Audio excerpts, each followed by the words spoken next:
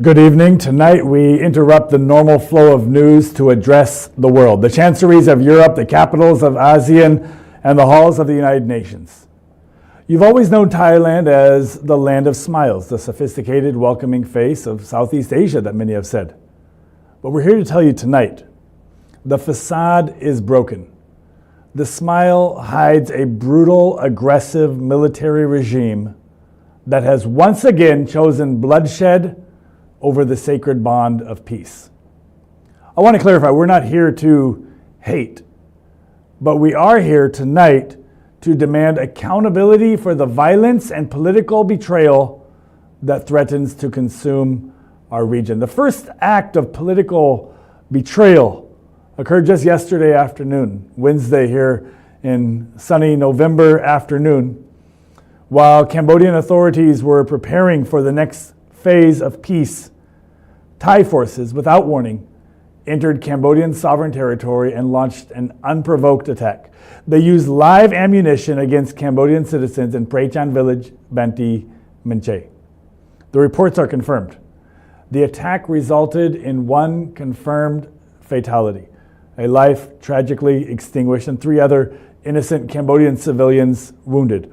One source reports the victims were fired upon while seeking shelter in tents. I want to clarify, these were not combatants. These were farmers, market vendors, and neighbors.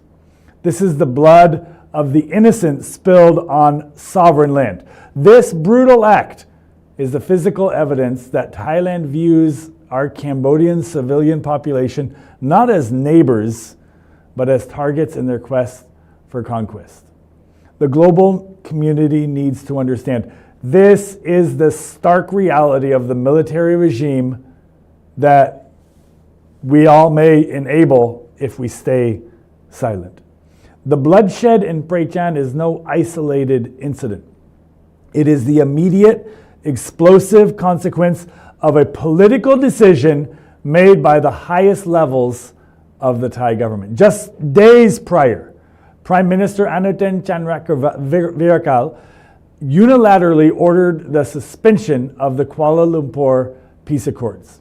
The very agreement signed with great fanfare in the presence of U.S. President Donald Trump, Malaysian Prime Minister Anwar Ibrahim, is now deemed void by Thailand. The absurd pretext is this. Thailand justified this monumental breach by citing a recent landmine blast that injured Thai soldiers. A tragic incident, yes, but a cynical pretext for war while he was walking across well-known, well-documented minefields in disputed territory. We remind the world, this region is rife with unexploded ordnance from civil war from decades ago. An unfortunate reality unrelated to new hostile acts that they say were perpetrated by Cambodia. Listen to the language of their foreign minister, Sihasak Pungatakau, who said that Thailand would only reverse the suspension if Cambodia showed regret and participated in the investigation. We utterly condemn this diplomatic blackmail. Thailand is holding the entire region's stability and the fate of our Cambodian soldiers hostage, demanding an apology for this tragedy of history.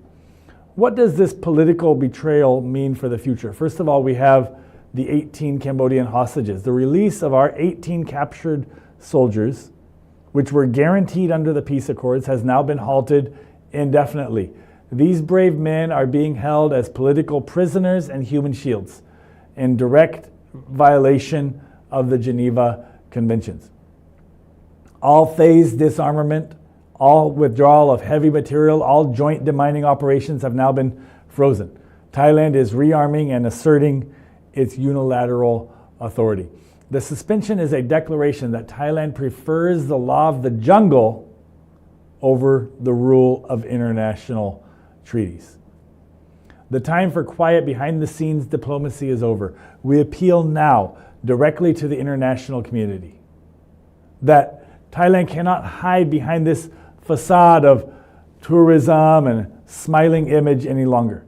This is a critical moment to hold Thailand accountable for a system that is destroying itself and also exporting chaos. Thailand is not a smiling democracy. It is a system where the military rule is supreme and that power is being turned against its neighbors.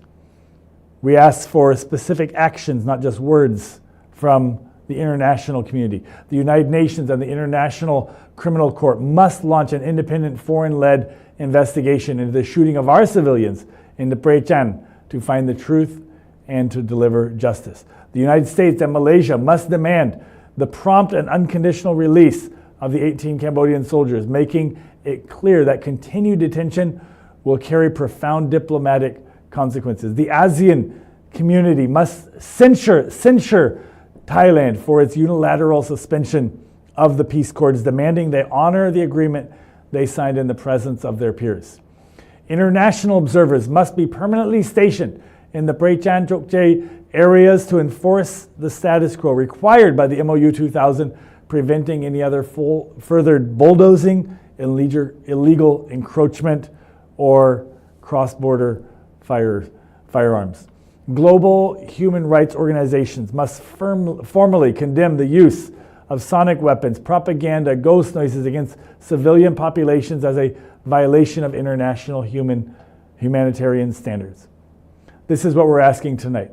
The world cannot ignore this brutal reality. The failure of governance in Thailand is now a crisis for the entire region. Here in Cambodia, we are defending ourselves with law, stability, and truth.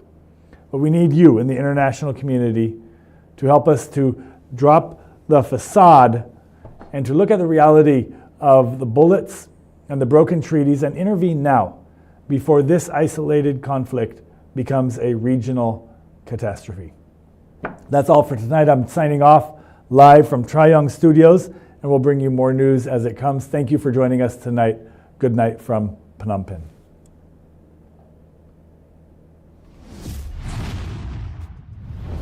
ត្រយ៉ងនាំសារពិតគ្រប់ទីកន្លែង